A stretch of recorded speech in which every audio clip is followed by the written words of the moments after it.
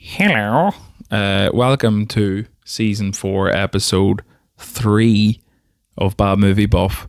I'm always looking out this window. I'm just such a nosy bastard. It's a good people watching spot here. I'm such a curtain twitcher. But yeah, welcome to this episode. This week I'm joined by Belfast-based comedian Eoin Sloan to chat about Apocalypse Now.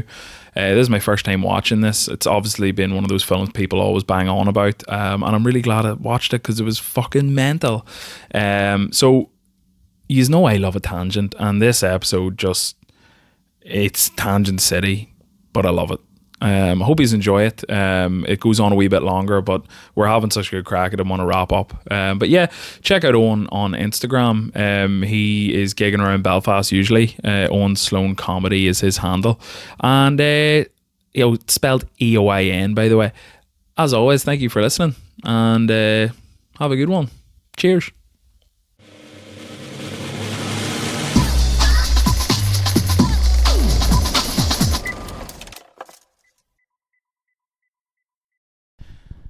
Right. Okay, I'm gonna fucking close this over so I'm not looking at it too much.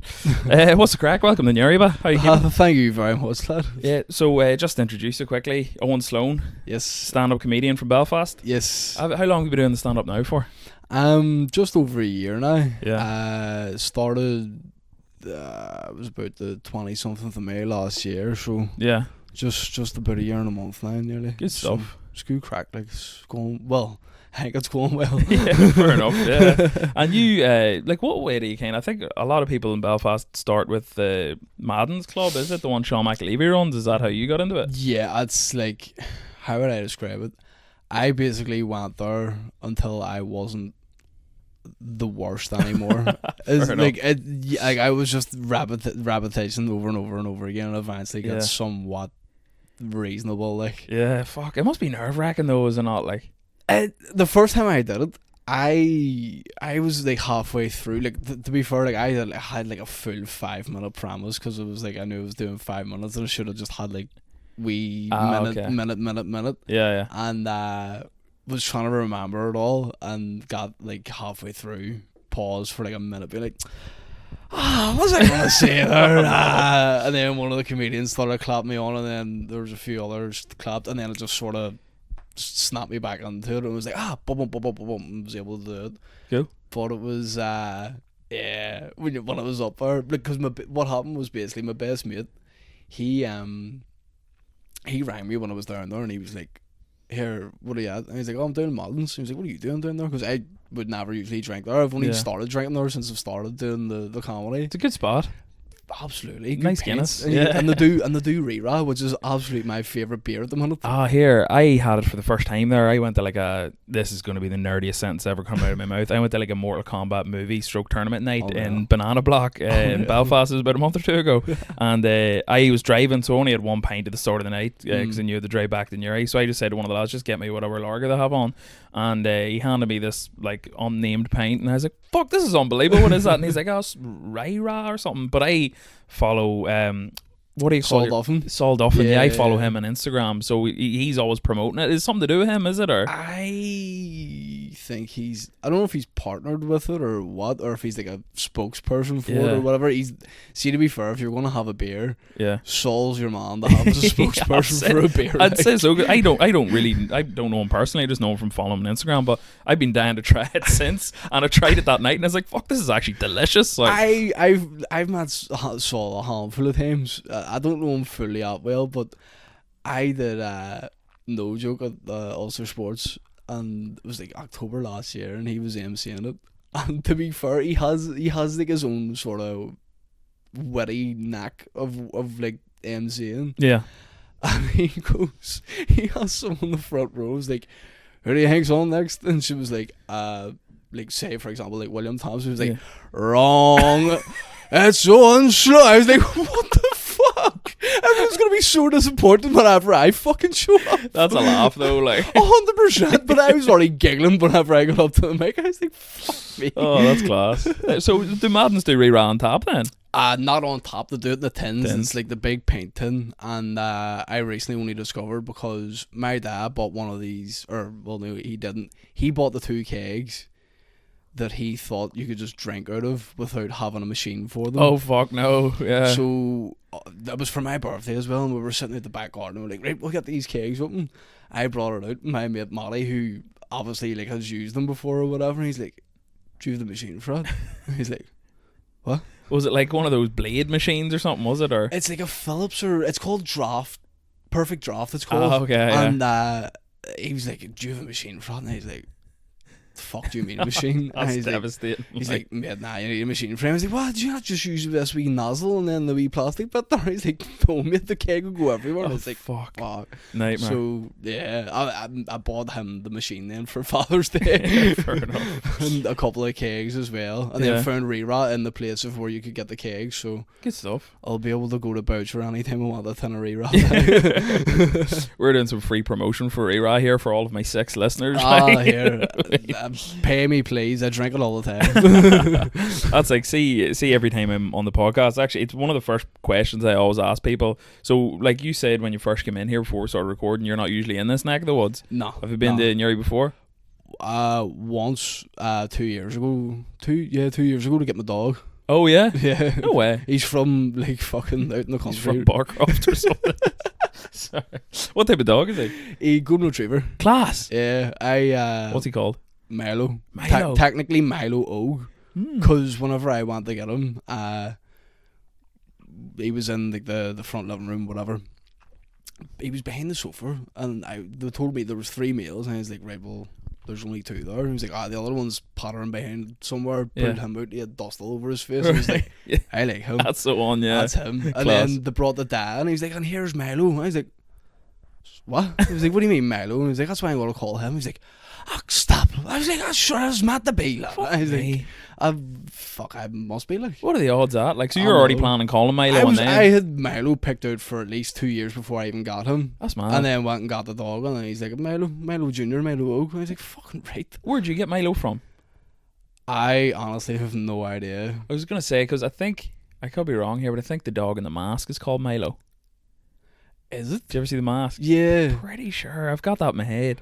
But yeah, sorry, I always ask people. I don't know, like, and I think you'll find there's a lot of people from Newry. There's not a lot going on here. We've got some really nice pubs, but like 100%. Here, it's a nice town. So it's dead on. You don't have to be nice. No, I hear no. I do what it is. It reminds me of going like somewhere down the south. Oh really? Yeah, Oh, like I'm trying to think of how to describe it. It reminds me a wee bit of sort of Cork or Galway. Oh come on now, don't be saying that. No, genuinely, because there's a place in Cork that I always used to go to as a kid called Clonakilty. Yeah. And it's the same sort of vibe, just nice, like, you know, like olden type buildings or whatever, loads of bars about the place, and just, I suppose it's because it's so close to a border as well. It's like it nearly is. Good smuggling town, like, you know. Yeah. Clonakilty, is that where the black pudding comes from, is it?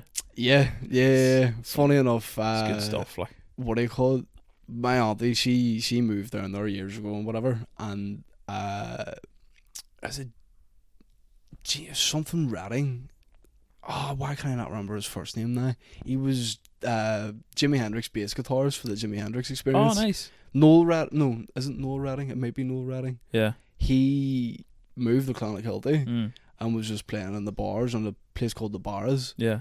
And my auntie got chatting to him one day and was like, asking him all about his experiences and whatever and blah blah blah.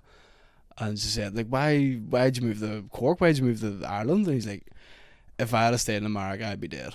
Right. And I was like, fair point. Yeah, fair enough. Fair point. But yeah, so what I was saying is, like, it's weird. Like, you'll find this with, like, I'd say, like, Darren Matthews and Liam McCoo would probably be the same. Is like, Newry doesn't really have a lot going on, but there is something about it that you kind of, I always talk about it to people that aren't from Newry. You'd think I love it, but I don't. Like, but I do have this weird affinity with it because I've been born and raised here. Like, but like, so for example, the first thing I've asked, I'd say at least half my podcast guests here is, have you ever had a Friar Tuck's before? No, but I need to get one, and I have no excuse for not having one because my side of the family are from Armagh City. Oh yeah, I would be there. Like, it has a Friar Tuck's. Exactly, I have no fucking excuse at so all. Good, but I don't know. Like, if you're getting Newry, you're getting it straight from the source. Like, you know what I mean? So I don't know whether it's from. Yeah, is it from here. Yeah, it opened.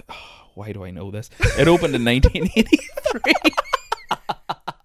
Oh god, I'm a loser. Like, my brain just retains useless information. Like, But what I always hear people run the rave about, what food does it do? it's like a chippy chain, but it doesn't consider itself a chippy. It's a sit-in restaurant, Right, right? okay. So it's fast food, like, but they've really high quality chips, like really good chippy Right. chips, and they've got this super sauce that is like insanely good. It's like a thick chicken gravy, right? Right. And then they've got these chicken burgers. Pay me, Friar Tucks, right?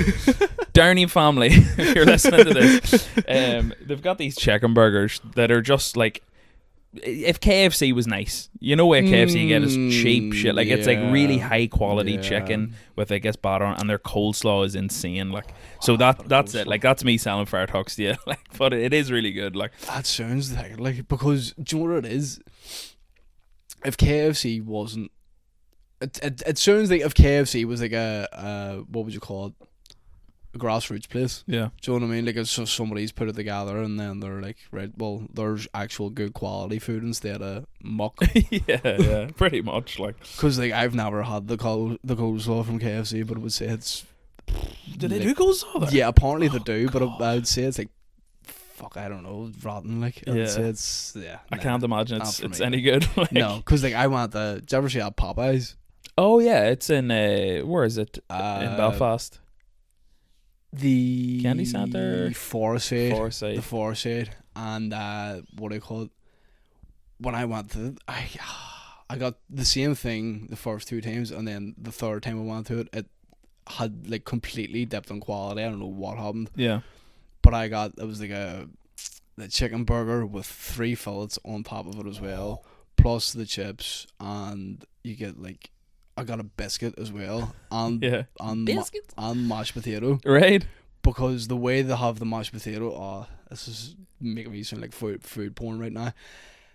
There's like a crevice in the mashed potato. You put the gravy in it, is They it? put the gravy in it, and then I'm dipping the biscuit into it. Oh, wow, I'm fucking starving here. I think I've said it. I've set the official record for this podcast. We're 11 minutes in now, and I haven't even mentioned the film yet. So I'm gonna get stuck in here because people probably fucking hate me. Like, so yeah, welcome to Newry. Welcome to the podcast, Eoin Sloan. So.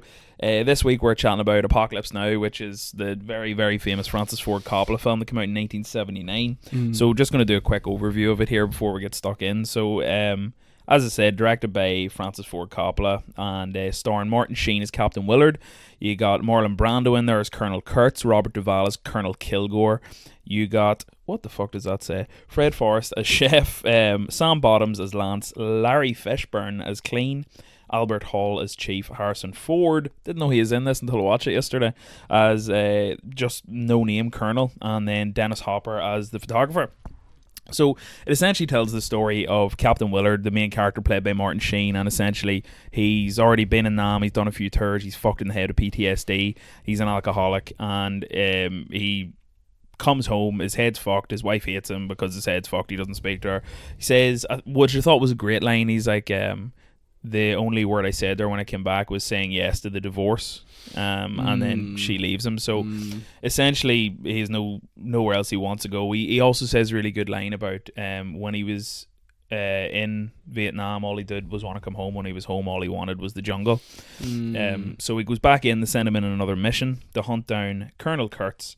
And as it's put in the film, to terminate with him to terminate him with extreme prejudice, according to Harrison Ford. Yeah. So that's it. It tells the story of him on a boat with a crew going down a river in Vietnam, into Cambodia. Actually, isn't it? They end up finding him. Philippines. Oh yeah. Yeah, I so thought filmed in the Philippines. It was filmed in the Philippines, but Yeah. they end up like in Cambodia somewhere to find like Colonel Kurtz, Marlon Brando. Yeah. And like, I'm not 100% certain on this, but they may or may not have filmed this part in Cambodia for it, or they might have just done it in the Philippines. But like, obviously the scene with where you like first sort of see Marlon Brando or whatever, there's like the whole tribes people and everything there. Yeah.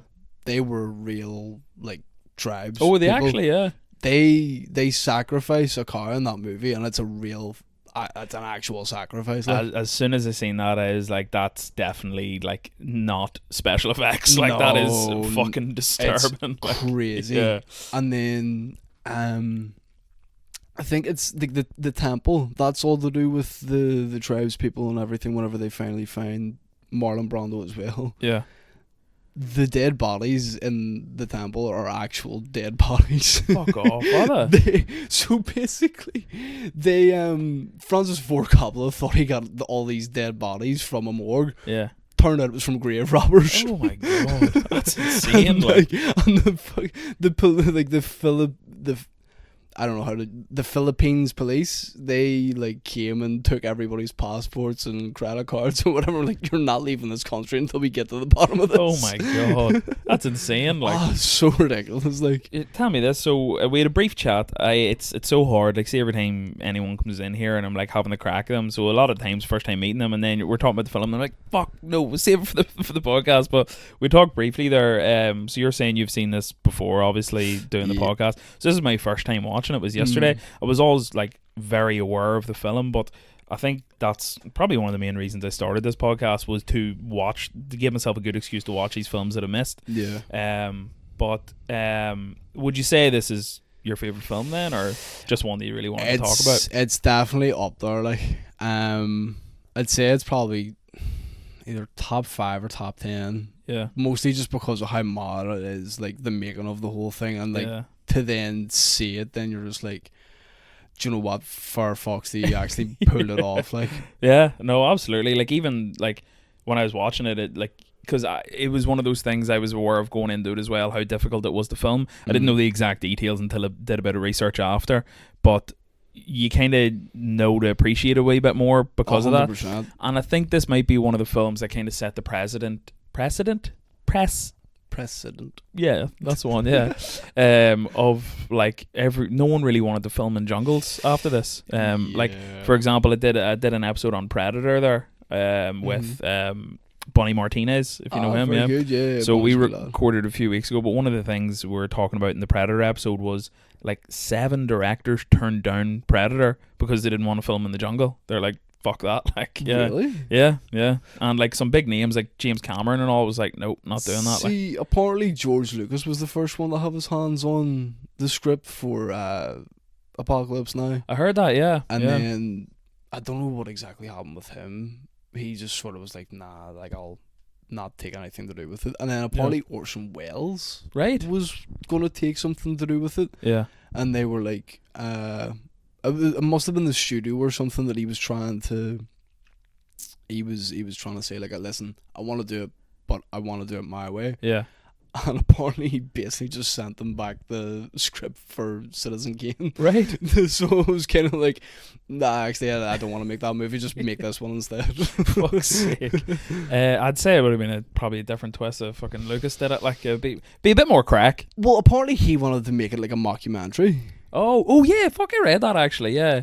I don't know how that would have worked. Yeah. Because, like, a mockumentary about the Vietnam War, especially if it was going to come out in the 70s, like, I don't know how well that would have came across. Yeah, we see maybe it was more a mockumentary in the sense of a fake documentary instead of like a piss take, if you know what I mean. Well, like a fucking Tropic Thunder. Yeah, which is unbelievable, by the way. One like, of the best movies. But yeah, so like, as I said, this is my first time watching it, and what I usually do when I'm watching is just try not to take too many notes, but I'll just write down wee bits as I'm going through. But one of the first things that like caught me, so I always knew Martin Sheen was the lead in this. One of the first things that made me go, oh, was I didn't realise the rest of the cast. So like Harrison Ford was the first one that popped up that I was like, that's fucking Harrison Ford. And I just wrote them down here as like, so first one is Harrison fucking Ford, and then we've got Larry Fishburne, which is like so young in it. Do you know he like lied about his age to get that role? Yeah, so he was 14 when he first signed on, and one of the cool things that they're saying that about that is the sense that in the army in real life it was common practice for people with no direction to lie about their age to sign up to the army, and that's exactly what he did to be a soldier in this. So he was 14 when filming started, and by the time the film came out, Lawrence Fishburne was 18 years old. So it was 4 years in between. Like, it came out in 79. Yeah. And so then it started filming in 75. Yep. Right, okay. Mad, like, isn't it? I think, was it maybe, I think I heard like Francis Ford Coppola got like his hands on the script in like 73 or 74. Yeah. So he was already like working on it from then, because he did like 3 years worth of edits as well. Crazy, like, yeah. It's ridiculous. The shoot had originally planned to be 6 weeks. Yeah. 16 months altogether it took, like. And apparently that's why Pacino turned it down. He was originally asked to play the role of Martin Sheen, and he said no, because I don't want to spend, what he said, 5 months in the jungle while you're up in a helicopter shouting down at me and I'm sitting in a fucking swamp somewhere. Like, how little did he know how much worse it would actually be. Yeah. Apparently Harvey Keitel turned down the role as well, right? And then that's when what do you call it, Martin Sheen jumped onto it then. Harvey Keitel was actually on it already. Yeah. He was like in the big pre-production and whatever, and then apparently due to like creative differences or something, he was just like, nah, I'm just gonna leave this, and then they quickly flew in Martin Sheen then to take over. Fucking did well enough, didn't he? Like, absolutely. Like, I don't know, apparently he was going through a mental breakdown the whole way through the movie. It showed on the film a wee bit there, like, because they were saying like he had like apparently the whole cast had like alcohol and drug problems. Yeah. And like the scene obviously where he's going nuts in the hotel room. Yeah. Like that was an actual mental breakdown that he had. Yeah. And like smashed the mirror or whatever, cut his hands, they're wiping all his face. I don't know if they cut this part, but he attacked Francis Ford Coppola in that scene. That, like, insane, and then he was like, keep fucking rolling. Yeah. And then just, yeah, they were like, nah, like, you've made cinema there, like. Yeah, and there's such like a good performance by him, like. 100%. Apparently though, he said like, thank you for letting me go through that, because it actually kind of fixed something in me. Like, I kind of needed to just go nuts in a room and for you to film it, and then I was able to be somewhat normal afterwards. It's like therapy nearly, like, yeah,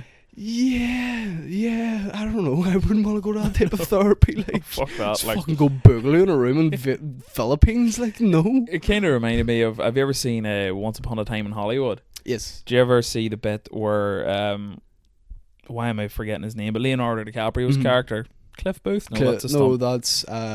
That's Brad Pitt, isn't it? Yes. Why can I not remember his actual character's name? I've got the book here somewhere. It's handy to have fucking books next to you here. Oh, bam, there you go. Oh, do you have the book of it? Yeah, it's really good. Kieran Bartlett was on the podcast a while back and told me to, like, I always ask for recommendations at the end, and he told me to read the book, so I did, and it's fucking... See, because I work in a library. I work in, like, libraries and no way. They have that in the libraries, and I'd seen it a couple of times. I was like, surely not, like, that's... I was like, well, how is that an actual book? It's actually class. I said this to one of the lads last week, and he was like, shut the fuck up.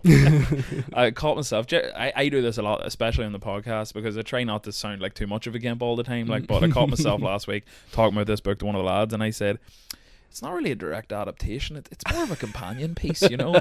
And he went, what the fuck does that even mean? Like, I was like, I'm sorry, like, did you study film? No, not at all. No, never. No, I don't know what it is. I've just always been big into them, and I've always been like fascinated by. I didn't even find his fucking name in this.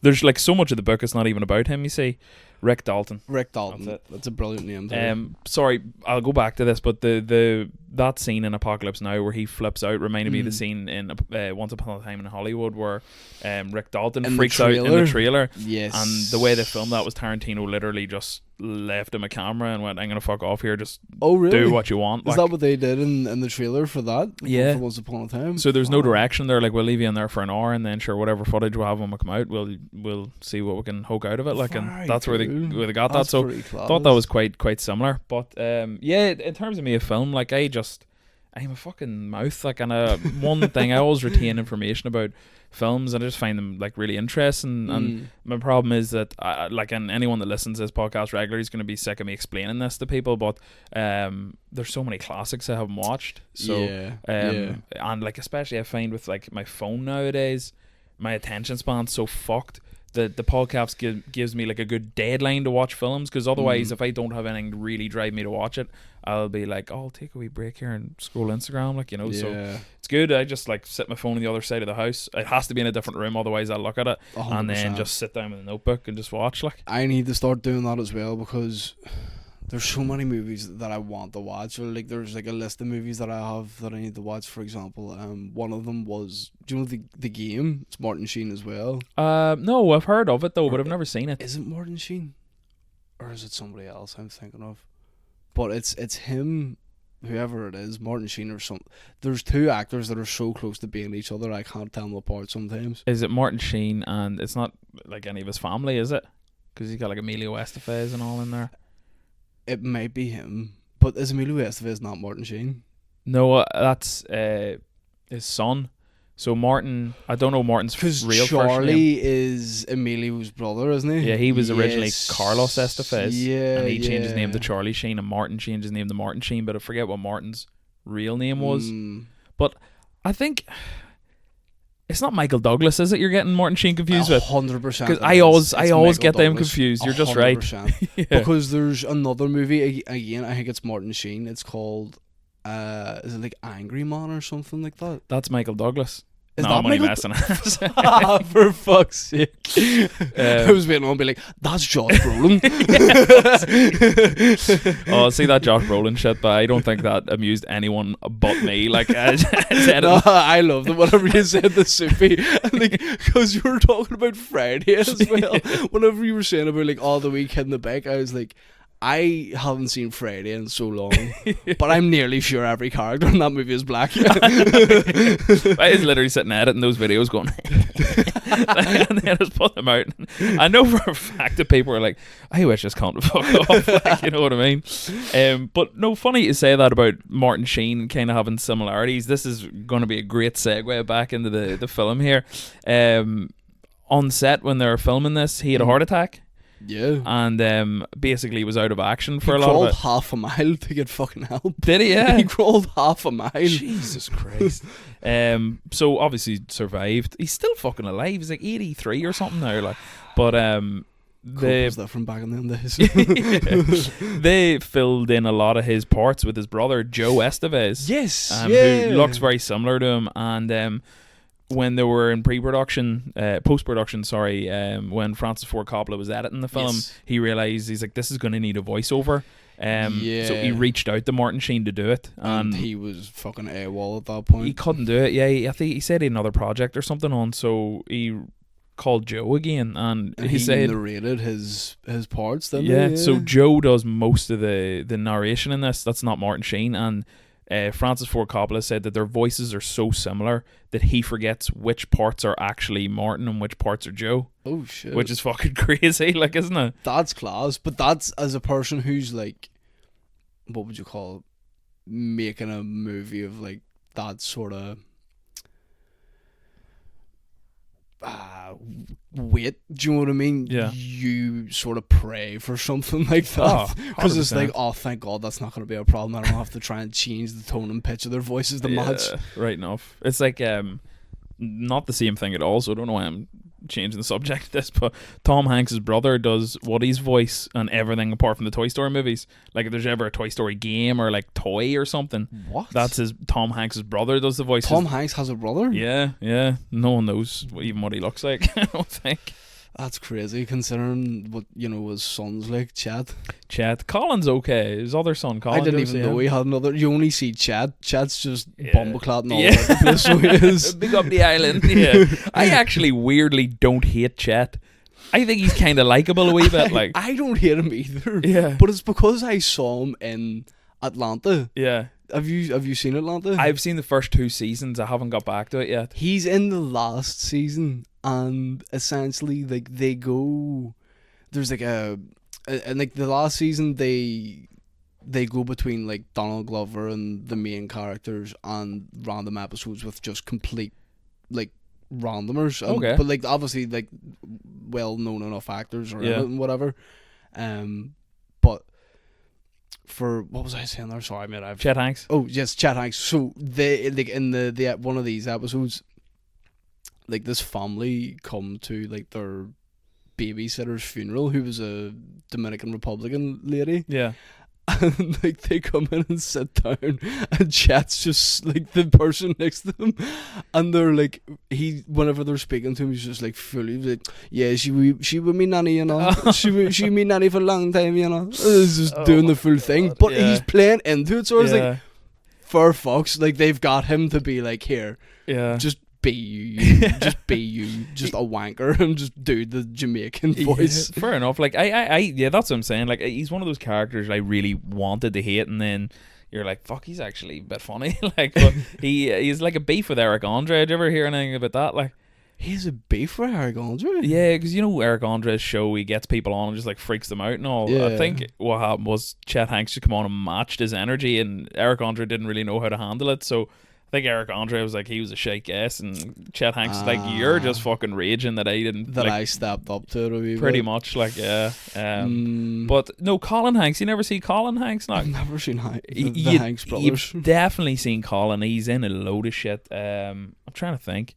He was in like the new Jumanji film. He's in a lot better stuff than that. The new Jumanji film? You know, not the latest one, but you know the first Jumanji sequel. Yeah. He was in it. He was in Dexter. Did you ever watch that show, Dexter? I've heard of it. I never got around to watching it. It was good. It was a good show. He's in a load of shit. I think one of his like first big projects was a movie called Orange County with Jack Black.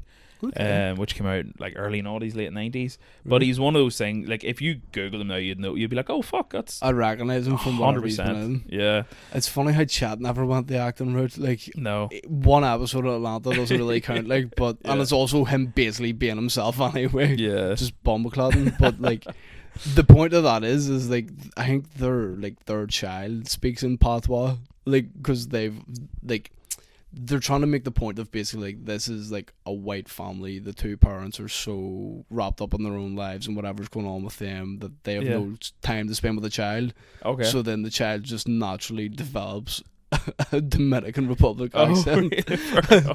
And they're like, how can you, like, they're like trying to like get him to be white. Yeah. And then also like all the food that he wants is all just like hot Dominican Republican food that they're all just like, how can you eat that? That's so spicy. It's like, nah, me not want nothing else. Fuck, I need to watch that now, because I love the first two seasons, and then I think it was just one of those shows that never came out yearly, so then by the time season 3 came out, I was like, oh fuck yeah, I feel like I need to watch it all again before I jump into the third. Did you see the Teddy Perkins episode? Oh, terrifying. Fuck. It was like a fucking horror movie, like, wasn't it? Like, it was easily had to be about Michael Jackson, like. Oh, I think so, yeah. Absolutely. And then it was never confirmed. Did you see that whole thing with Childish Gambino or fucking Donald Glover never admitted that it was him that played Teddy Perkins, and everyone was like, it clearly is you, like 100%. So then at an awards ceremony, while he was up on stage, the camera panned to Teddy Perkins sitting in the crowd to show that they were like two separate people. Like, wait, what? Yeah, you can look it up. So essentially, I don't know whether it was just like special effects and it was him and it was just a fake camera pan to the crowd, but it was like Donald Glover was on stage like talking, and it pans to Teddy in the crowd clapping, like, but it looks exactly like he does in the show, like. So if that's real, that's fucking terrifying. It's genius though, I think, just even as a bit of marketing, because I seen that before I watched Atlanta, so I was like, what's everyone talking about here? So I watched it probably off the back of that, like, you know. Do you know what? They did something in the last season with Liam Neeson, and it was... I heard about that, actually, It was very well done, because it was the whole thing about, like, him saying he would just, like, go around or kill, like, any random black person in New York, because that's right. his friend had been, I think, raped or something or whatever, and he was just like, social justice, I'm going to go out and I'm going to kill a black man. It was like, what the fuck? Yeah. Paperboy comes, like, they're in Amsterdam, and Paperboy comes into this like nightclub whatever thing, and Liam Neeson's sat at the bar, and Paperboy's like, oh, it's you. He's like, oh, alright, how are you, blah blah blah, whatever, this and that and the other, and he's like basically saying, he's like, yo, listen, I forgive you for, you know, what you said back then and whatever. Like, I understand. It was like, here, I appreciate it, big lad. I appreciate it and whatever. He's like, it's so mad for him to be speaking in his normal accent to like someone from America. Yeah. But the way it ends up going is basically your man's like, oh yeah, I'm glad you like apologized for it. When I was like, sure, only did it because I had to. Like, what? I was like, sure, I can't fucking stand you. I can't get work for loving their money because you cunts no more. And it's like, oh my god, they just fully made Liam Neeson so racist against black people in this. It's a laugh that he went along with it though, like 100%. like just a good sport, like. Yeah, that's like where I appreciate it as well, where he was able to just be like, here, do you know what? As that happened like years ago, if I can make something funny out of it, and it'll maybe take a bit of backlash or whatever off of it, maybe. It was a weird backlash though, because it was essentially him admitting that he was racist and wrong, and now he's changed his ways, and a lot of people came out in support of him, but I think it was just at the time when the internet was just looking to pitchfork anyone, like. Yeah, but it's also not as bad as Marky Mark. Oh Jesus, yeah, he was a horrible bastard, wasn't he? Like, he was a terrible person. He whenever he was in New blinded York someone and all, didn't he? Yeah, he was like in Boston. He beat the fuck out of a random Vietnamese person. Yeah. Just because. And then, like, not long after that again, it was another Asian, or maybe it wasn't, maybe it was a black person. Yeah. And it was just like, what the like, how did you go from this to then, like, being Calvin Klein's and all this here, to then, like, Boogie Nights and everything? His whole, like, stay prayed up thing now, it's just all seems so fucking, I hate it. Like, so annoying. It's like if Dominic Toretto was a real person. Who's Dominic Toretto again? Fast and Furious. I'll tell you, that's one franchise I've never really. I watched like Fast and Furious when it first came out, and Too Fast, Too Furious when it first came out, and that's the most I've seen. Like, that's Vin Diesel's character though, is it? Family and all that shit. Like, It's like stay prayed up with a big fucking like crucifix around his neck and everything. Like, it's always whenever he's coming out of Sunday Mass, he's on the front steps on his Instagram stories and shit. Yeah, like, I don't really, obviously I don't have a problem with people being religious, but like, it's the people that just have to be like, look at me being fuck up. But like, it's like he's still trying to be Marky Mark with him. He's like, yeah, bless up, stay prayed up, bro. I was like, dude, stop it, you're white. But here, are you ready for the best segue you're ever going to hear in a podcast? Speaking of beating the fuck out of Vietnamese people. Fuck's sake. But yeah, obviously there's like a very, like, so this Apocalypse Now, just to get back into it, is based off a book called Heart of Darkness, who is written by, I have it here somewhere, please God let me find this, I'm just going to keep talking until I can see it, Joseph Conrad novel Heart of Darkness that came out like fucking 1800s, and it's essentially, we were talking about this briefly before we recorded, it's pretty much the same story, but it's set in Africa, and instead of going to kill, it's the same character name and all, Kurtz, instead of going to kill Kurtz, main character goes to rescue him, but the main kind of theme of the book was like anti-colonialism essentially, and a lot of that does come across in a big way in this. You can just see, even like, I think Colonel Kilgore, played by Robert Duvall, was like a great example of just someone that's just lived out there so long that he's just no problem 100% like killing people and just not caring at all. I thought he was a fucking great character. He was only in it for like, what, 15, like 20 minutes, blasting the boombox and everything and being like, right, when are we going to start from here? Yeah. And it's like, yeah, you're in a war and there's literally like probably a couple of miles that way all of the enemy. Yeah. And it's 100%, like you said, it was a good portrayal of someone who was just so normalized to like brainwashed, war. Like, yeah. And like I thought obviously like probably the most famous scene in the film is the Ride of the Valkyries scene where they're blasting that tune out of the helicopter, and that's been referenced in so many things.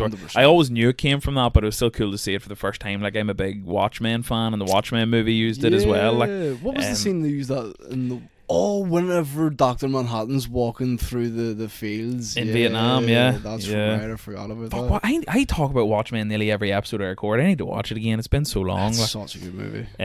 But yeah, so like, I think the line he says is like, "Oh, why are you playing the music?" And he's like, "'Cause it scares the fucking shit out of the enemy." But I just thought it was a really cool character trait to just have this hard bastard that's just obsessed with surfing, like, and it seems so weird at the start, but then so essentially they land on that beach just because he's convinced to go there, no matter how enemy controlled it is, because it's meant to have good waves. So Lance is the character that actually is a surfer, and I thought it was a great part of the movie where Kilgore goes over, sees a guy lying down, and he's literally holding his insides in with it's like a pan lid or something. Yeah, I think that sounds familiar. Yeah, and he says the line, he's like, "Oh, I'll give water to any man that can fight with half his guts hanging out for 3 days," something like that. I absolutely butchered what he actually said there. But as he's like going to give your boy water, someone's like, "Oh, that's Lance the surfer over there," and he's like, "Oh, fuck you." Straight over to your man. Like, he's like, "What's crack? He's still surfing, man." You know, he's like, "Oh, fuck him, you're gonna die in a minute anyway. Do you want some water, Lance?" Yeah. And then that's the iconic line then, which I didn't know was from this film.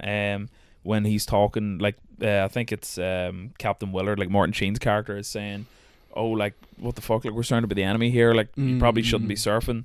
And he says, "Charlie, don't surf." Yeah, so I knew that as a Clash song.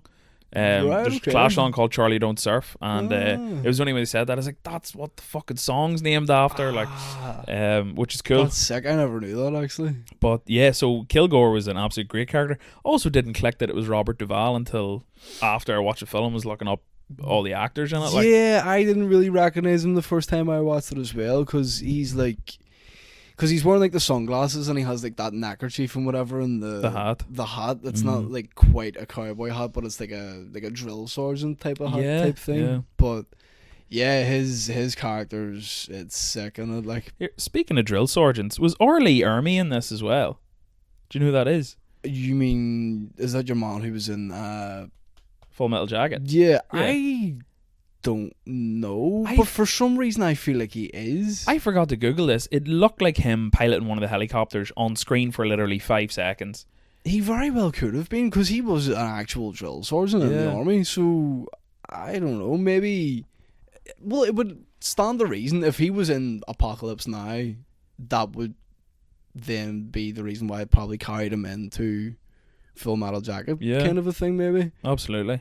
So I think it was this is the shit thing about recording the video on my phone. I can never, but it's also probably good to not be fucking going, "Oh, hold on, let me Google it here." Like, but I just know, from me, like, I listen to a lot of podcasts and see if they're talking about something I'm knowledgeable about, and you can't actually jump into the podcast and go, "No, you're fucking wrong," screaming at the TV. I'm like, "Fucking set right." Yeah. But here, another thing I picked up watching this film, and it just kind of made me think, what year do you think it was that they invented cigarette packets that you didn't have to fucking batter to get your cigarettes out of? Like, because do you ever notice that in every old film, it's never just like, "Here, have a cigarette." It's like, "Do you want a cigarette?" Like, fucking flicking them out. Like, what's the crack of that? Like, I have no idea. As a man who doesn't smoke cigarettes, it's always like, I don't know. I've always been fascinated by cigarette packets and everything, just like from growing up or whatever. But like, yeah, it seems to be in any sort of war movie or anything from like the 70s or the 80s, they have to like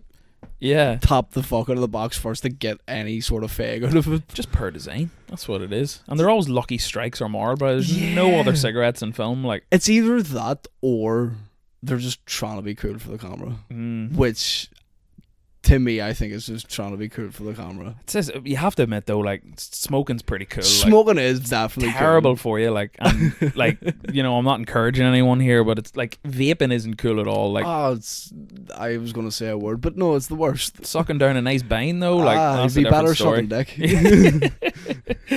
But yeah, so I'm trying to fucking look at my notes here. Like, see, I was watching this. It's fucking dark yesterday. I was like fucking trying to scribble, like, but. Yeah, so in terms of Vietnam films, I think the probably biggest one other than this would probably be Platoon. Have you ever seen it?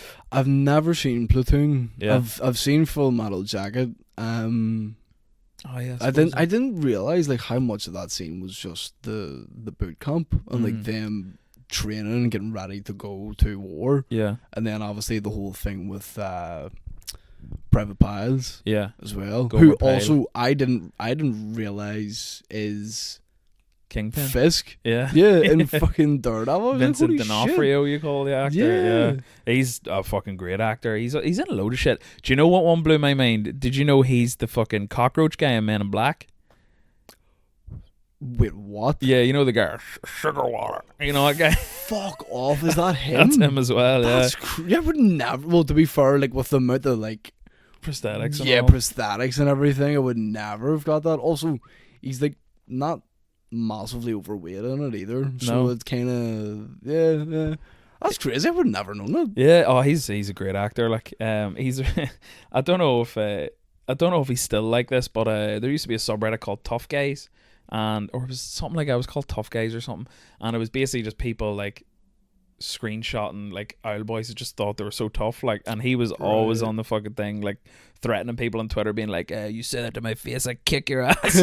Like, so just clearly, you know, it's like get my dad away from Twitter type Yeah, thing. 100%. Like, but he's still a fucking legend. He seems like, what would you call it?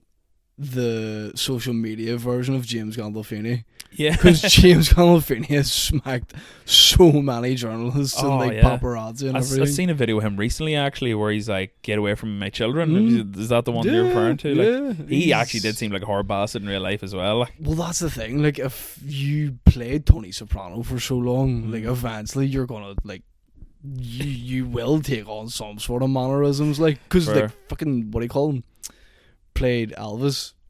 Oh yeah, Austin Butler. Aaron Butler's a comedian from here. That's a different boy, I think. Austin Butler, like, he was in obviously Elvis, and then June 2, yeah, where he's just fucking space Elvis. Yeah, he's pretty much said that he's fucked. Well, I don't know. It's hard to tell. Sometimes I just really hate Hollywood and the way actors go on. I think some of them are so full of fucking shit, and it's as if they haven't really interacted with the real people. And I get a wee pang of that when he's like, "Oh yeah, I basically trained myself and now I can't not talk like this." Fuck up, Austin, right? Yeah, if you lived in Belfast for a week, you would not sound like that anymore. No. You would have it slagged out of you. Yeah, that's it. And that's what I think it is. I think a lot of people, they're just surrounded by yes men, and I think if it was like someone that was a bit more grounded, like you'd have one of the lads being like, "Fuck up, will you raise up and stop back in the maggot fucking sound like that all the time? You're not Elvis."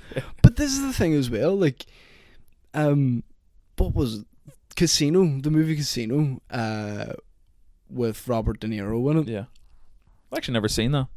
It's very, very good movie. It's been on my list. Comedian for years. Don Rickles is in it. He plays like he's like the manager or something for the casino floor or whatever. Yeah. And there's like a scene where they're in like Robert De Niro's like condo or something, and they're like sitting about the kitchen, and Robert De Niro, being like a method actor or whatever, he's like doing the breathing and trying to get in the character and everything. And Don Rickles like has been doing comedy. I think I've seen ever. This. Yeah. He's just like, "Come on, like, just start filming." Just like with the acting and the breathing and the bullshit. It's just like, here, 100%. He was one of the funniest bastards on the planet. Like, there's like, you ever see his Frank Sinatra story? Do you mean the one where he's like out for dinner and Yeah. he comes up to Frank and he says, "Here, I'm out with a really good looking girl here. Can you like please come up to the table and be like, here, Don, nice to see you, whatever, blah, blah, blah." He's like, "Yeah, no problem." Comes up to the table, he's like, "Don, nice to see you. Frank, can't you see we're eating here?" And it's just like, that was a good impression there. You're a fucking asshole. Legend. Like, I thought it was a bit weird. So he actually, for anyone that doesn't know, he plays Mr. Potato Head in Toy Story. Yeah. But he actually passed away before Toy Story 4 came out. So basically, if you notice, Mr. Potato Head doesn't have that many lines in Toy Story 4, but everything they used was stuff they already had recorded between video games, toys, previous films, and spin-offs. So it wasn't AI or anything that they used? No, it was all him, but it was all just kind of very disjointed things. So you'll notice anything he says are just kind of like we throw away comments and stuff like. Yeah. But yeah, Don Rickles is an absolute legend. He's a man, like. I want to go over some of the lines, like quotes from this film that I thought were really fucking good. Sorry, just before you go any further, one quick thing about Don Rickles. Go for it. He was doing like a show one time somewhere, and he's like talking like, this is the thing. He was always, because I think he was Jewish, but he was always wanting to be so much like welcoming everybody. So like whenever he would take the piss out of like say Sammy Davis Jr., it was with like back then in the 70s and 80s, it was a wee bit not what you would do now, but it was like out of endearment, it seemed like. Okay, yeah. But he's like talking to this member of the audience, and he's like some sort of Asian or whatever, and he's like, "What are you, Chinese, Japanese?" And he's like, Filipino. He's like, "Filipino, my ass." He's like, 6 weeks I was in the jungle looking for your cousin. I was like, fuck. I've seen that actually. Yeah, it's a and then great he one. points to some other fella. He's like, "What are you, a Jew?" I was like, if you're not, you gotta be an eagle with a nose like that. He's a funny bastard. Like R.I.P. Yeah. Oh, 100%. Yeah. Sorry, the lines, the famous lines. Sorry, yeah. Yeah, so again, a lot of these are very famous lines that I didn't realise were actually from this film. So the first one that really came to mind was, well, Charlie Don't Surf, I've already said that. Yeah. I love the smell of napalm in the morning. Mm-hmm. That's a great one. Yeah. And the guy that wrote that line, like stuck it in and thought, he was like, that's definitely not making the final cut. I thought that Coppola was going to take it out, and then it ended up being one of the most famous lines in movie history. Yeah, for sure he should have like copyrighted that line, and like any time after, if that was used, like, pay me my money, please. Yeah. Another great one, it was a bit earlier in the film. I usually try to go through the talking points in chronological order, but fuck it. When it's one of the voiceovers from Martin Sheen, and basically what he's referring to is the fact that he has to go and hunt down Colonel Kurtz and kill him, because the original charge that the United States are charging for is murder, because he took it into his own hands and killed 3 Vietnamese commanders. Yeah, it was like a war crime kind of thing. So essentially they were, I forget which side were on the American side, but the Vietnamese army or whatever, but he thought they were double agents, or he said he had proof that they were double agents, that they're actually working for the Viet Cong. So he just took it into his own hands to kill them, because he said he had the evidence, and that's why he was being charged for murder. But there's a great line that Martin Sheen says, where he says, charging a man for murder in this place would be like handing out speeding tickets at the Indy 500. Yeah. Class line. Like. Yeah. So you get that. Another bit that really stuck out to me was there's a bit where it's when they're landing on the beach to do the surfing, and like a Vietnamese woman comes up to the helicopter as if she's like scared and afraid, but she actually has a grenade in her hand. And Kilgore, after the place blows up, after just slaughtering half the fucking coastline, goes, "Fucking savages." Yeah. And it's like, hey, you're the one on their land here. Yeah, so there's a few more, I'll get to them at some stage, like, but I thought the score was brilliant. So the first song in it, not score, essentially, is "This Is the End." Is that the Doors? So this is something I just found out about.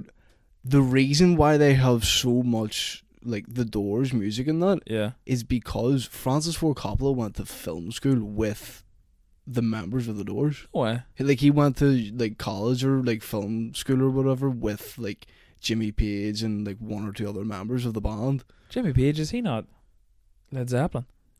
You're right. You think of Jim Morrison? Jim Morrison. Yeah, Why yeah. was I Jimmy Page? Jim Morrison. He was like a good friend of Francis Ford Coppola's, and then he was able to be like, here, can I use some of your music for the movie? Yeah. And I think a lot of people at the time were like sort of saying, because of how influential the Doors music kind of was back then, because they were so like sort of like psychedelic kind of thing, and then there was the whole rumors about what's his name again? Sorry, Jim Morrison. Like his like dad apparently being in the CIA. Oh, really? Whatever. Yeah, apparently his dad was in the CIA, and Jim Morrison was like MK Ultra. Oh, okay. I have no idea how true that is, but like back in the 60s and 70s in America, fucking anything was going to happen. Oh, here, the CIA. Like, I don't know if you're like a Blind Boy fan at all. I've never listened to it, but I need to. He talks a lot about the shit the CIA were up to back in the day, and it's so interesting. There's a book here somewhere. Fuck, this bookshelf's handy now. Oh, Jesus, it's right there. This is a book called Chaos. Okay. And it's essentially like full proof of how the CIA played such a big part Were in bringing involved with Manson him. into power. Like, I actually haven't read that either, but Blind Boy had a podcast about it, and I bought it for Aoife. She read it, so it's on my list. Like, Very good. but I'm reading that fucking Hulk on the table at the moment. Like, so I'll get round to it in about 3 years, maybe. Like, What's this? it's like a fantasy series called that one's called Rhythm of War. It's the fourth. Again, nerdy shit here. Like, it's called the Stormlight Archive. It's like high fantasy stuff. That's my jam, like, for books. Like, Nice. but nice. I'm trying to do this thing, and this is probably the first episode of whatever book I'm currently reading. I'm going to sit on that table, and if anyone's interested in that shit, they can write to me about it. Like, because very good. see, trying to convince people to read these books so you have something to talk about them with, like, it's tough. Like, they're fucking massive. Like, C is someone who works in a library. Like, oh, that's right. Yeah, we need to talk about this. Like, I think that's the dream. Like, you're not wrong. Yeah. It's the easiest fucking job you'll ever have in your life. Like, the hardest thing I have to do is read story times to kids and do a rhythm and rhyme. That's unbelievable. It's just me just going and like whatever. But the only thing is, you trying out comedy bits and all on the kids, like, it feels it's the thing about nappies, like, isn't it? It's the thing about shitting yourself, lads. But like, genuinely, like, because I don't know, because I hadn't done a story time in about 6 months or so. It's so weird for me to say that, but like, I hadn't done a story time in about 6 months. But like, because I've been so used to like, when you're in front of like an audience, then like, I was expecting, like, laughter, like, reciprocation. Yeah. But when you're reading to kids, they're just like zoned in. They're just meerkats, just fucking looking at you like, oh, what's next? What's gonna happen in the next page? Yeah. And I'm almost expecting them to be like, oh my god. And then when I don't get any reaction, I'm like, oh my god, I'm down in my hole in front of these kids. Fuck me, I need to try some new bits here, man. 100%. That's class. So I think me and Aoife go to the library at least once a week. Because like, I don't want to give away exactly where I live, but we're centre of the town here, so everything's walking distance. So we'll do like our lunchtime walks, because she reads like a book a week, like, so she's in the library all the time, like, and I just love the library. Like, it's the smell of its class and all. Yeah. Did you ever hear that fucking? I'm going off topic again here. Like, did you ever hear that Japanese bookstore phenomenon? Like, Japanese bookstore phenomenon. Forget the name of it. It's gonna fucking rack my head when I actually do remember it. But there's this phenomenon. It's called the something phenomenon.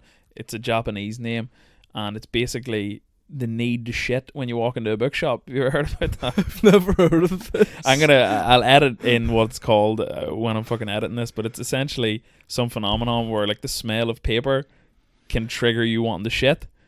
Do you know what? I don't know if it's just me or if it is the phenomenon, but I spend about 15 to 20 minutes of company time shitting first thing in the morning. Fuck, that whether that's the pages and the smell in the air, or maybe you're like acclimatized to it, like, or maybe I'm just, every time I walk in there, it's just when I first shit in the day. It's just company time. No, we were in Derry a few years back for Paddy's Day, and big crowd of us went, like, but if we go to any other city, we'll always go to like a local bookshop to have a wee look around. And I never really thought anything of this fucking phenomenon, like, but we found this bookshop. We're walking on the walls of Derry, found the second-hand bookshop, and Eve was like, let's go in here. It was me, her, and one of her mates. And as soon as I walked in that place, I was like, I gotta go. And then I literally had to fucking leg it and find somewhere, like, and Aoife just texted me saying, where are you? And I just sent her the Wikipedia article of the name of that phenomenon. I'll tell you this for a laugh. I had to do like staff training one time, basically, and like our new system was getting put into the library, and I had to go to like Central Library in Belfast to do the training. Went up to go to the toilet on the break or whatever. I actually might not even been on the break. And now, like, have you ever been in Central Library in Belfast? No. It's, don't get me wrong, there's a lot of things to it. There's like the newspaper library and like the reference library. There's so many things in it that you could probably make use of. Whereabouts is it? It's, how do I describe it? It's like, there's an alleyway that if you go down towards the Sunflower, it's like at the other end of it. It's literally just across the street from like Frames and the Telegraph building and stuff. See, when you say Central Library, I'm picturing like this big class fucking Art just Deco like a building big, or something, like brown brick building, so it is. Yeah. And on the inside, like, to be fair, on the inside it's pretty clean, but like there's a lot of junkies hanging about like that area, and they'll go in and use the bathrooms and whatever to shoot up in the libraries. So it's kind of like when you walk into the bathrooms in that library, it's just a blue light. Okay. So it hides all the stains, so you can't see like what's a stain and what's not a stain. All the stains are just black. Fair enough. So it's kind of fucking scary at the same time because you don't know what the fuck you're touching. Yeah. So I was going to the toilet and I was like, I can fart. Nah. Oh no. Nah. No. Just didn't go how I expected it. Had to fully just like derobe in the cubicle. Like, take off these boxers, like, when no one was in, quickly, like, went, got more tissue and, like, soap and whatever, water, and cleaned myself up, and, like, threw the boxers in the bin. It was just, nightmare. Wearing jeans as well, had to go back down and just fucking raw dog it for the rest of the training. It was just like, that's grim. The feeling of denim against my bare bum was not the way. It's not what I thought I was going to be doing today. That's not a sentence I ever thought would be uttered in this podcast. Here. The feel of denim against my bare my bare arse, the denim and my bare bum, my bare bottom. Right here, I just noticed, and I have a lot of fucking trivia and stuff to get through here, so I'm going to race back in here a wee bit if that's okay. No, 100%. Right, here, this is actually an interesting one. Earlier on, you brought up the scene about the water buffalo being slaughtered. Yes. So in that scene, it's actually cut together with Willard. I am so bad with names. This is my safety blanket. Like, Willard, when he's actually killing Colonel Kurtz. Yes. So it's cuts between the tribespeople cutting up the water buffalo, and then basically Willard, what's wrong with me? Him like slicing at Kurtz, killing Marlon Brando. But one of the things they did that to make it as realistic as possible was Francis Ford Coppola actually told Martin Sheen to actually like swing the blade. So when they're filming that, he actually killed Marlon Brando. That's how Marlon Brando died. Sorry. I almost fucking believed you for a second there. I was like, hold on a fucking second. He didn't die in that movie. He didn't die ever. Well, no, he did die, but not during that. There is actually a lot of interesting stuff. Sorry, I'm fucking rein myself in a bit here. Like, there is actually a lot of interesting stuff about how Brando and Francis Ford Coppola fucking hated each other when they were filming this.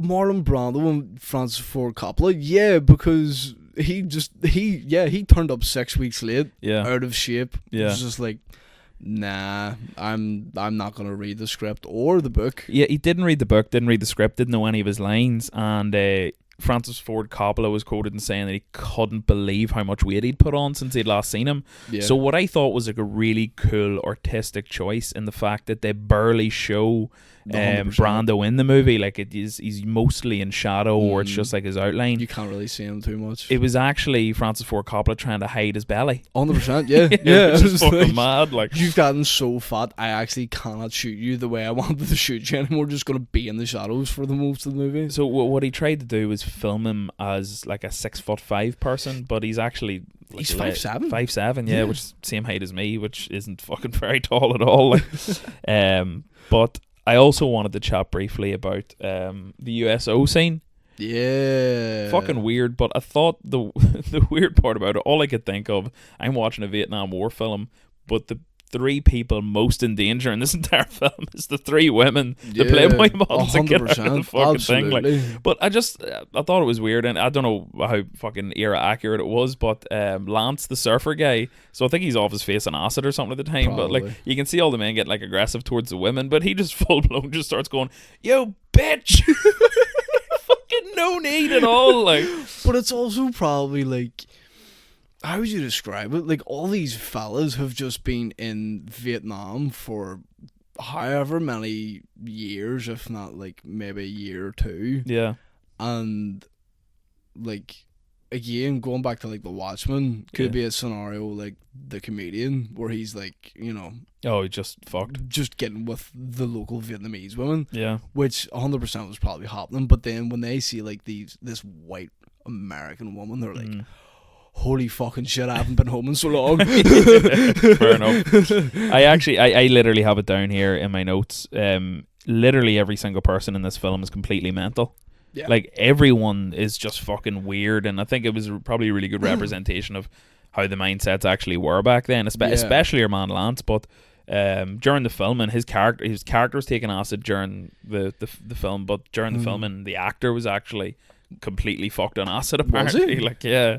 Because I know that like Dennis Hopper, he like was like him and Martin Sheen, they both were like dependent on like alcohol. Yeah. But then Dennis Hopper turned around and was like, listen, I can't do the rest of this movie unless you give me what I need. And Francis Ford Coppola's like, what do you need, Dennis? And he was like, an ounce of coke. Right. And he was like, right, okay, there you go. And basically every scene in that, he is coked out of his head. And you can fucking tell. I thought he was just 100%. acting it really well. Like, But then Marlon Brando, who was the one who couldn't film any of his scenes, probably because he put on so much weight, yeah. then couldn't film or be around Dennis Hopper because he said he was too unprofessional. And it's like, hey, you showed up 6 weeks late to shoot, and you can't be filmed properly because you're so fat. He sounds like a fucking dick back in the day. Like, All of them sound like, well, I mean, maybe not all of them, but Brando definitely, like, he seemed like he was really, really hard to work with.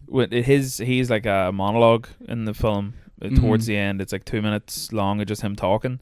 So when they filmed that, what happened was he actually spoke for 18 minutes, and a lot of it was like just off the cuff. One of the guys that edited the movie edited it down to 2 minutes, but said that everything else he said was absolute masterpiece words. Maybe some of it was a bit unintelligible, but he said it was unbelievable. And Marlon Brando, after he finished the scene, turned round to Francis Ford Coppola and said, that's all I can do. If you want any more, get someone else to fucking play the part. Like, so literally just like reeled off this 18-minute masterpiece of a monologue and went, I'm done, fuck you. Fuck you, deal with it if you want to, don't deal with it, I'm out of here. See, like we kind of briefly talked as well about like the amount of stress Francis Ford must have been in making this, but yeah, he was suicidal through most of it, apparently. One of the things that really blew my mind was this was all, as we said, filmed in the Philippines, but there was no film laboratories in the Philippines. Yes, so he descended all the footage back to America and didn't see any of the footage until the entire thing was filmed, and he went back to the States. Like, how fucking stressed would you be? Like, can you imagine your finger was over the lens the whole time? 100%. Like, I don't know, was it like, I don't know if it's like a world record or something, but I'm almost sure they have, like, it was some ridiculous amount of footage that they used that was like, they say like 100,000 feet or like hundreds and hundreds I of read feet something of, similar to that. Film reel were used. Fucking hell. And like to the point of where they were burning out the film reel itself because they were shooting with it so much. Can you imagine the ball ache edit and all that? Like digital editing fucking shit. 3 years of editing. Yeah.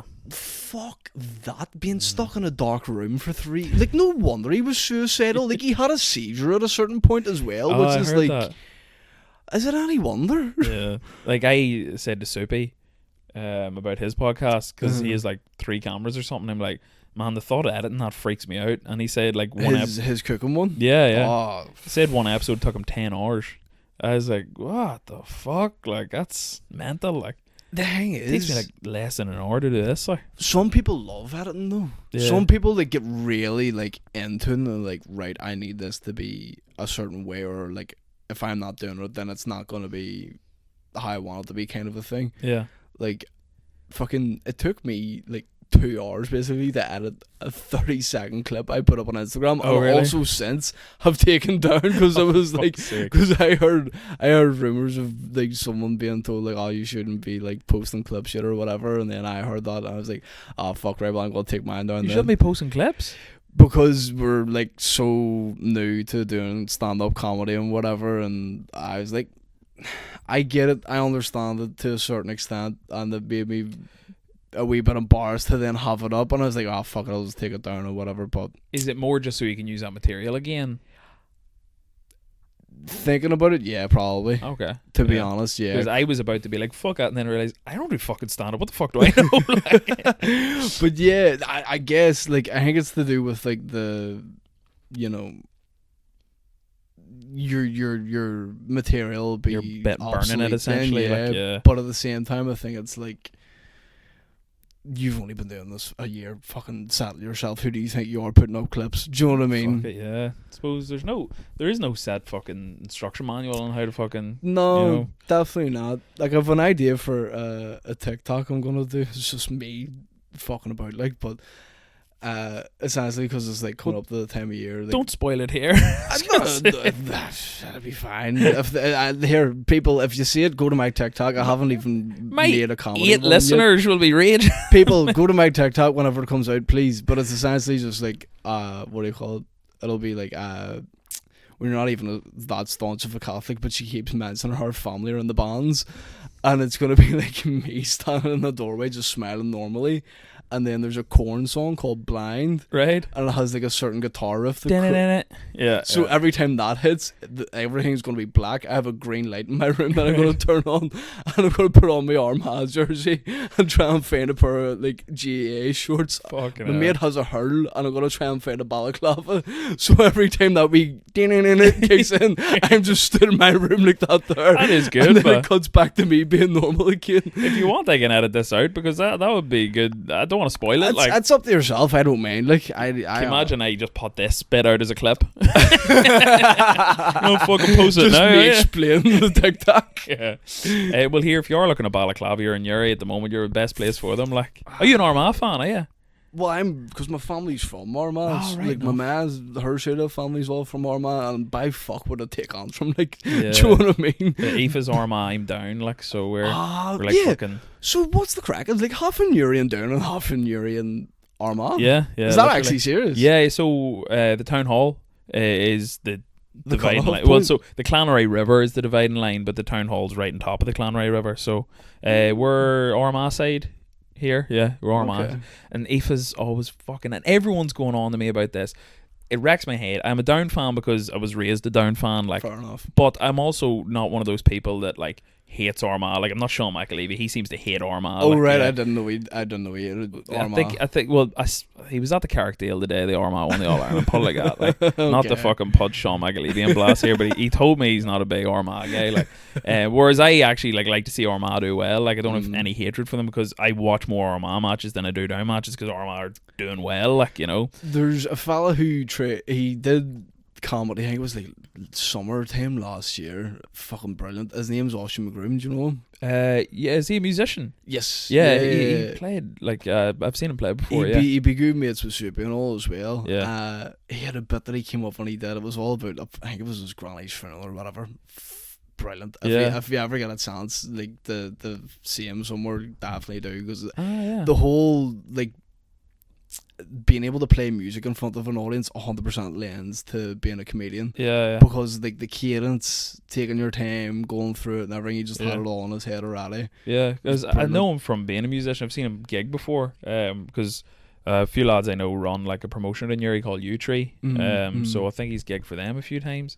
So I know him just throughout, but I didn't know he did comedy. Like, so I'll have to check it out. Because I think he was down for the final, the All Ireland final last year, and he was I was living vicariously through him on his Instagram stories basically because I wasn't there. Fair enough. Yeah, but so that's what I was gonna say. Every Armagh fan, and like, you can see it coming a mile away when I tell them I'm a Down fan. They go, "What hospital were you born in?" I mean, fuck off, because I was born in Daisy Hill, which is the Armagh side. I grew up in the Armagh Road, which is obviously the Armagh side, and I've actually never lived in the Down side in my entire life. But I was raised a Down fan, so I'm a Down fan. Like, you know, it's like all these people, like, you don't go to someone, "Oh, United fan. Where were you born?" Like, you know, yeah, I know it's different. Belfast. Like, it is different. Like, but right, what else we got here? This is actually one thing I wanted to say. When I was watching this, so as I said, first time I watched Apocalypse Now was yesterday. So I was looking at the stream, and it was 2 hours 27 minutes, and I was like in my head, so that I'll be finished by this time because there's at least 10 minutes of credits. And then it kept going, and then the stream just ended, and I was like, fuck, did I get like a dodgy stream where they cut out the credits? Yeah. So the first thing I did was Google it, and there's no credits in this film. No. There's no opening credits, which I didn't pick up on.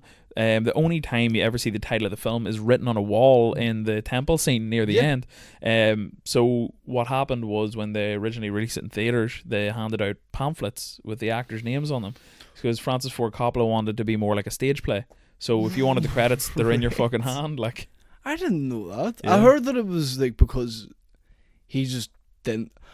Again, it could be a very Francis Ford Coppola thing to do. Just be like, listen, nobody deserves credit for this movie. That's why we don't have the credits up. yeah, you could be right. But at the same time, that would make a lot more sense now that if he was handing out like pamphlets and things after the movies, like especially like in the 70s, like that's, I don't know, like I wish I could have went to the movies in the 70s and the 80s, Be cool, especially like. in America, like, Yeah. because you couldn't go here because they were always getting fucking bombed. Yeah, right enough. Like, even I can't imagine. Like, we go to the Omniplex and the Keys in Uri, and I can't imagine it's going to be around for much longer. Like, the Keys is like dead. it's so dead. Like, which is grim. I think they're opening a food court. I hope that brings a bit of life back to it. But I was just being nosy one day, and I was walking through it to go to the cinema, and I was like, I'm gonna count how many empty lots. There was like 18 or something empty Shit. shops in it. Like, so it's a bit grim. Like, That was the same as the Odyssey for the longest time. yeah, The place was on its arse. it's starting to pick up a bit now. Like, isn't it? It's got like an actual like arcade in it now. Like there was obviously like the wee bowling alley and bowl, everything yeah, or yeah. whatever. They have a Five Guys in it and loads of food spots, and then Yeah. obviously like Cineworld. Yeah, bring back the Which- box, but remember the box? Fuck, I want the box once. How old are you maybe actually, if you twice. don't mind I'm me asking? 26. 26, How old are you? 33. 30. What? Yeah, I didn't think you were 33. No, yeah, I look a thought bit you were younger, about like. the same age as me. Yeah. I thought you were about the same age as me. No, yeah, I get that a good bit. Like, just fucking moisturize or something. No. Lady. Yeah, Looking 33. well for your age. bro. Cheers, but yeah. So I was the box in Prime when I was in uni, 90p drinks and all. Did you But go to Beach Club? yeah, Beach Club is weird, fucking really weird. Like, Do you know Talal Jamar? I've not met him, but I know who he is. Like, I feel bad that this is like one of his stories, but basically he said one time, "Fuck, I would have killed him if I found out that he was doing this." Like, basically they were having like a beach party in the place, and like they had fake sand everywhere. And what he was doing was he was picking up sand and like just Into trickling sand in the people's drinks all fucking night. fuck's sake. Like, and like especially with like sand's just gonna sink to the bottom. Yeah, If anyone's drinking like a vodka or something, they have a straw. yeah. You're getting that to the straw straight away, bro. Rank, Oh fuck it. I'm trying to fucking think. What else I got here? Oh yeah, Francis Ford Coppola is in this film. Did you notice? He is like what would you call it? Like a what's the word? He's a reporter. Yeah, he's like a something of himself. I can't think of the word. Oh, like a parody of himself. Yeah, yes, yeah. yes. You're the same as me. See, I don't know how I'm doing so good today. See, 99% of words I forget as soon as this microphone starts recording. Like, yeah, I'm like, 100%. what do you call that? Water. That's what it fucking is. Like, yeah. So when they first get off the beach, I think it's actually at the surfing part. He's there and he's like, "Get out of the way, just act normal."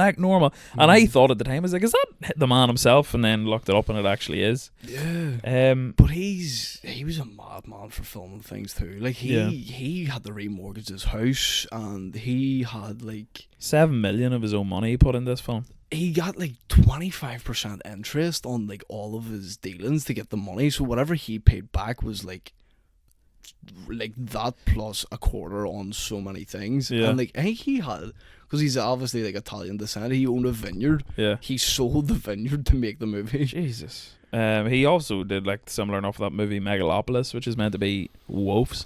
But Have you not seen it? no, have you seen it? You'll probably do the same as what I did. I got 10 minutes into it. There's a certain scene with this lady. I don't know her name, but she plays Daenerys' right-hand woman in Game of Thrones. She was one of the slave girls. Emily something. Yeah. The only Is this the go to the club? Is it that bit there? No. No, there's a scene where she walks into Adam Driver's office. Also, quick side note, the only reason I know of her in the first place is because she's in, do you remember the show Misfits? Yeah, is she a Misfits? She's in Misfits. Your man, Joseph Gilgun, he's the guy with all the tattoos. He's in This Is England. Oh, is that the guy who was in later season of Misfits? He like replaced Robert Sheen, sorry. Yes. I never got that far into it. Right. But have you seen This Is England? No, it's on the list though. The movie or the TV show? Both. Yeah. Fucking unbelievable. I've heard nothing but good Absolutely things. Like, unreal. he's in the later seasons of Misfits, and he ends up like bucking her or whatever, and like there's a scene where she walks out, me being like 13, 14, I was obsessed, she like stretches and you just see her arse. I was like, oh my god, this is amazing, bare arse. Yeah, fair enough. But yeah, so sorry, complete random tangent there. Never apologize for an arse tangent. Like, you know, that's the most welcome tangent of them all. Like. Folks, if you want to, Misfits, I think it's actually season 3, episode 1. Oh, fuck off! Is it actually? That 100% is, because that's when Joseph Golgan comes into it. Oh my god! But what do you call it? So yeah, the scene that she's in with Adam Driver, because she's Giancarlo Esposito's daughter in it. Oh, I thought you meant in real life there. No, I could have done a Josh Brolin on you, fuck's sake. You could have got me, like. But she's his daughter in it. Again, a really, really weird scene that almost stopped me from watching it before I got to the scene with her. Adam Driver does Hamlet. No, sorry, not Hamlet. It's like To Be or Not to Be. He does that in like this sort of... That is Hamlet, like, I think. Is it Hamlet? I think so. There's like a cross bridge that he just basically performs in front of all these people. Yeah. And then Giancarlo Esposito comes out and he's like confronting him. And then it was almost like Wes Anderson-y, the way they do this. Basically, Giancarlo like walks up to him, he's like whispering in his ear, but the way the camera is, it zooms in and it's like a pinhole. Yeah. And it's just him like moving his lips and like being like whispering in Adam Driver's ear. Blah, blah, blah, blah, blah, blah. I was like, ugh. Yeah. I didn't like that. I don't like the sound of that. But then your woman, she comes into Adam Driver's office and she's like confronting him about something, and then he like replies to her with, oh, you're like childish and something else, and then it's the way she reacts to it is so over the top. She's like, childish, and it's just like, oh dude, you're not in a play. As soon as that happened, I turned it off. I was like, this is the worst. Like, Shia LaBeouf looked somewhat interesting in it, but like when I saw that, I was like, oh, I can't. Nightmare. Not at all. I don't think I could even be arsed, because it's long as well, is it? Like, porn is like 3 hours long, and fuck watching that for 3 hours. Fuck that. And the thing is as well, I think he's bankrupted himself again because of this movie. Oh yeah, he's put like a lot of his own money in it. It's the first movie he made with his actual own money, because like, or since like the 80s or something, because he was in so much debt. Every movie he made up until Megalopolis was to pay off debt. Fair enough. Fucking hell. I actually have 2 fun facts about Francis Ford Coppola here, and this, I didn't prepare this just popped into my head. Do you know who his nephew is? Nicolas Cage. Yeah, what's his real name's Nicholas Coppola, or did he have a different first name as well? So his last name actually is Coppola, and then he apparently changed it. I don't know if he legally changed it or if he just like did it as like a stage name change and changed it to Nick Cage instead. Yeah. And also, I think, is it Sofia Coppola? Is his daughter. And she is in the third Godfather, I think. Possibly. I've only seen the first Godfather. I need to the first and the second are brilliant. I haven't seen the third, but I should watch the third, because that's where the famous Al Pacino phrase from The Sopranos. What? Oh, just when I thought I was out, they pulled me back in. Yeah, right now. But the third one was recut there a few years back. Really? So like it wasn't very well received when it came out. And again, I don't know why I know this, because I've never seen it. But about 3 or 4 years ago, Francis Ford Coppola recut it and re-released it in cinemas and said this is the way it should have been. And apparently it's a lot better. I didn't even know that he directed the third one. I thought he directed the first and the second, and then someone took over the third. Fuck, I could be wrong though. Then, well, it was definitely recut and re-released. I assumed it was him that did it. It could be maybe that he was involved in the recut and the re-release. Yeah. If he had like some sort of maybe like artistic hold on it or something, maybe. Yeah. I'm not too sure. Fair. Yeah, could be right. Sorry, I'll look this up after if I'm arsed to edit in the right answer. But here, before I forget, so can you name any other? So he's obviously got Godfathers, Megalopolis, and Apocalypse Now. Can you name any other Francis Ford Coppola films? Because there's a film in there that I grew up with that I only found out like a year ago he directed, and it blew my fucking mind. Like, so when I was on the way down here, that was listening to something they were talking about, like his run in the 70s was like a generational run of movies, because he had the first Godfather, the second Godfather, and then a movie called The Conversation, which I'd never heard of. Oh yeah, so that is Gene Hackman. And the only reason I've only heard of it recently because he passed away, and it's meant to be very, very good. Like I think it's about it's like they're basically listening to someone that they suspect of something. Any actual film buffs listening to this are gonna be like, "What are you doing, you fucking idiot? Like Shut a up!" surveillance type of I think thing? so. Yeah, Right, okay. yeah. I think I could be wrong. But there's a film Francis Ford Coppola directed in the 90s. Any ideas? It's a kids film, but not really. Toy Soldiers? No, that's a great one though. Did he do that? No. Just for some reason, Small Soldiers, like Toy Soldiers, came into my head. And I was like, that would be a really random movie for him to direct. Are you talking about Small Soldiers or Toy Soldiers? Small Soldiers. What's Toy Soldiers? Toy Soldiers is a film about kids in a boarding school that gets taken over by terrorists. I've never heard of that before. That's crazy. That I referenced it without even knowing it. Yeah. I always get them confused. So Small Soldiers is Chip Hazard and the Major Chip Hazard. Major Chip Hazard against the Gorgonites. Isn't it? Do you know why he's called Major Chip Hazard? No, because it's a major chip hazard. I've just blown your fucking mind. That's fucking unbelievable. Like, that's fucking unbelievable. I never picked up on that. Like, that's Tommy Lee Jones, is it? Yeah, it is too. Yeah, I didn't even until you said that. I didn't even know it was Tommy Lee Jones, and I thought about the voice, and I was like, "Oh fuck, so what is this?" That just blew my fucking mind. No, I don't think he did direct that. Did he? No, he definitely didn't direct it, because I don't know if he directed it or not. But I was just having a guess. So, did you ever hear of a movie called Jack? Jack? Yeah, it's a Robin Williams film. I know exactly the one you're on about. Is that where he's like an adult, but he's got the mind of like a 12-year-old? Yeah, so essentially he's a boy. He is actually 12, but he ages rapidly. Okay. So he's like an adult, so it's him trying to navigate life as a child that looks like a 40-year-old man. Like Francis Ford Coppola. He fucking directed that. No I grew way. up with this film. Like, I loved it. Like, and it's actually like really heartbreaking at the same time, because like you know, everyone thinks, like, all their parents think he's a fucking creep and all, like, but he's like, no, I'm actually a child. Like, it's kind of real life Michael Jackson, or like a movie kind of version of Michael Jackson, who the boy who never grew up. Yeah, Peter Pan never left Neverland. That's fucking good. Like, yeah, but not the spoil Jack or anything. But like at the end, like the last scene in the film, this is spoiling Jack, but you're fuck it. Like, the last scene in the film's him graduating high school, and he's like an old man. And it's really fucking heartbreaking, like, but like there's like bits in the film and all where like he's like asking his teacher to go to like the dance with him, because like it would look weird if he takes one. It's so fucking it's such, I don't know whether it's a well received like movie. Heartbreaking in a way, kind of, like, yeah, because you feel sorry for him. And and do you know who's in it? Bill Cosby's in it as well. He actually is. I'm not even lying. Wait, who is he in it? He's like the therapist. He's like Jack's of course, therapist. He's the therapist, because he's dishing out the fucking medication. Pretty much, like, yeah.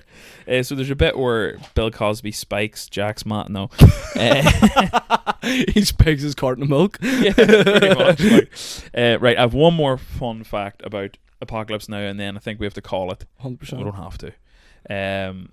Robert Duvall was nominated. So Lieutenant Kilgore was nominated for an Oscar in this movie. Was he? He was only on screen for 11 minutes out of the 2.5 hours. Like, okay, that's mad, like, isn't it? He didn't win, like, but 11 here to be nominated for 11 minutes is that's well done. Like, do you know what I mean? Like, because I know it won 2 Oscars. One was for sound, and one was for, I don't know if it was best picture or cinematography or something like that. Imagine you went through that fucking ordeal and didn't win any Oscars. Like, you'd be like raging. To spend 31 million on a movie, yeah, and then if that movie didn't even break even, I think it made like 100 and some million at the box office. But like, if that movie just, like, if you were left in debt after filming that, he probably would have killed himself. He probably would have hung himself with the film tape. Probably. Like, fucking, that's dark. But here, I need to ask you 2 questions. So you said do you really listen to podcasts yourself? Do you? I haven't, but I will now after this. No, any podcasts? Any podcasts? I'm gonna sound like a complete fucking dork here, but like Shane Gillis's podcast. Oh, Matt and Shane's secret podcast. Yeah. Like, it's the fucking best. Like, Yeah. I love it. Like, I listen to nearly all the like famous comedy podcasts. Like, recently stopped listening to the Two Bears. You ever listen to that? Two Bears, One Cave? Yeah, I used to listen to them, and then I kind of went off them, mainly because I think I found Shane Gillis, and I was like, okay, this guy is just a regular dude. Yeah. He is very much down to earth, doesn't really give a shit about things, is just, Yeah. normal. And when I used to watch like Tom Segura and Bert Kreischer, I thought they were kind of like that maybe, but over time I sort of got a bit sick of Bert Kreischer and I think I've gone the opposite way. I love Bert. Like, I think he's great. I think he's just so innocent. I think he's just a real innocent person. But Tom, I think's gotten like real cynical. Or like there was on the podcast there that all they were doing was talking about watches, and I was like, oh fuck, here we go. And then Tom went, oh, they don't like it when we talk about watches. Well, fuck you guys. And it's like, okay, I'll just not listen to you then. Like, we're your audience. You're gonna lose followers because of this. Yeah. But this is my thing as well. I didn't realize Tom Segura was a rich kid when he grew up. Like, he says about like his mum being from Chile and whatever, but apparently like his dad had money or whatever. Oh, okay. So, like, you can kind of see where this behavior kind of then comes from. Like, do you know what I mean? With the whole like, oh well, I don't really care about what you think and that kind of a thing. Do you know what I mean? It's like spoiled kind of behavior a wee bit. Fair enough. But I don't know. That's the one I recently dipped out of, just because I just found myself like getting annoyed after listening to it. I'm like, why am I listening to this? Like, yeah. Like, don't get me wrong. Like, there's times where they've made me laugh so hard. The whole thing of where Tom got Bert Kreischer, the Hitler. The unbelievable, like, So with the Kool-Aid clip. Did you ever see the the Kool-Aid clip? Speaking of the fucking Kool-Aid clip, hold up that fucking thing for the camera. This is Bert Kreischer's fucking a fucking canteen he brought with him. Like, this is 2 liters of just sugar. That's fucking mental. Like. Attracting urea, have to be well hydrated. Like, here, last question for you then. If you were to come back on the podcast, what film do you think you'd talk about next time? Oh, I had it in my head earlier. What's it called? Is it The River Mystic? Mystic River? Mystic River. Sean Penn? Penn? Oh my god, what a movie. I've never seen it. So that could be a good one. What a movie. See Kevin Bacon, Sean Penn, Larry Fishburne, and Josh Brolin. No, Andy Dufresne. Oh, Tim Robbins. Tim Robbins. I always forget. One of them's the one that has the sketch show, Tim Robinson, and Tim Robbins, I think, is the actor. Tim Robbins is the actor. Yeah. It's, if you haven't seen that movie, give it a watch. I've seen that one clip where he's like, "Is that my daughter?" Like, that's the only clip I've seen, but it did make me want to watch it. Like, see, I'll not beat around the bush about this. There's one scene I cried at in that movie, and it's not even that where he's like screaming and whatever. Yeah. Because Sean Penn's character, he's like the tough guy of the neighborhood and whatever. He's then like organizing. How long? No spoilers here. I haven't seen it.